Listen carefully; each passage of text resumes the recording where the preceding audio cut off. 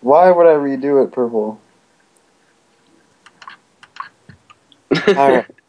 Okay, okay. Oh. So there's birds and bees, and they spread pollen to flowers and plants. And that fertilizes them. Men are spread their pollen inside of the woman's flower, also known as the vagina. Sometimes men are kind of creepy and do it in their butthole. Like demonstrate with llama. No, I'm just kidding.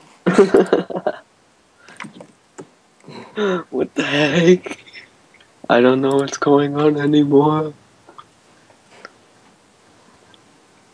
This world isn't. I don't know how to continue. This world isn't ready for me. It's okay. The world wasn't ready for my enlarged penis. But I made it work.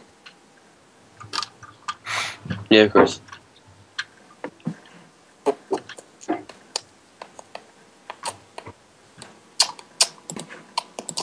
The heck?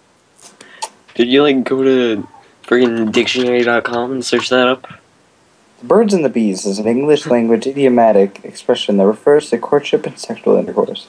It is usually used in reference to teaching someone, often a young child, dragon, about sex and pregnancy.